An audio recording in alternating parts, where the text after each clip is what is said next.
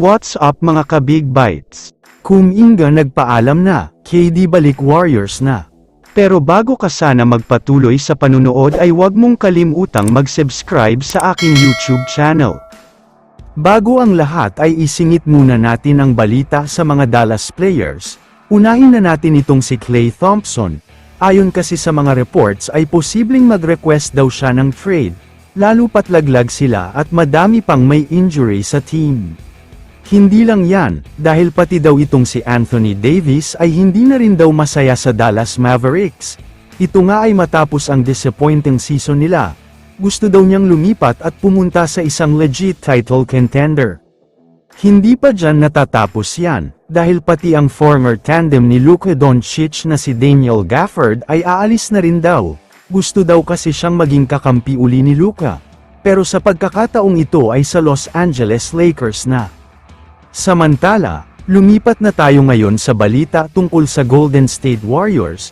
Para sa mga hindi nakakaalam ay nakuha na nila ang Game 1 kontra sa Rockets. Ang mas mabigat pa dito ay sa mismong home court pa ng Houston ito.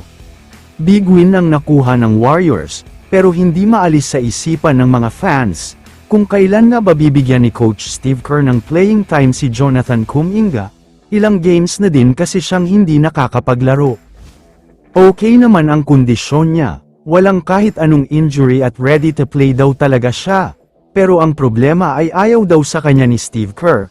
Kaya naman kahit gusto daw niyang maglaro ay hindi siya makapaglaro dahil walang playing time. Kaya naman ayon sa multiple sources, official na daw siyang aalis sa Golden State Warriors, hindi na daw pipirma ng contract extension at nag-request na ng trade. Nagpaalam na nga rin daw siya sa mga kakampi niya at sa management. Ito pa ang mas mabigat sa balitang ito, may dahilan naman daw pala kung bakit hindi na binibigyan ng playing time si Kuminga. Dahil gagawin daw siyang trade asset ng Warriors para makuha ang former player nila na si Kevin Durant. Handa daw silang bitawan ang kanilang 2025 first round pick kasama itong si Jonathan Kuminga, para makuha si Kevin Durant mula sa Phoenix Suns. May balita din kasi na ayaw na daw talaga ni KD sa Suns. Alam naman nating lahat kung ano ang achievement ng Warriors noong naglalaro pa si KD sa kanila. Nagkaroon na ng championship dynasty at talagang kinatatakutan sila noon, kaya good news talaga kung magbabalik na siya. Kaya naman kung kayo ang tatanungin, ano ang masasabi nyo sa pagkuha ng Warriors kay KD?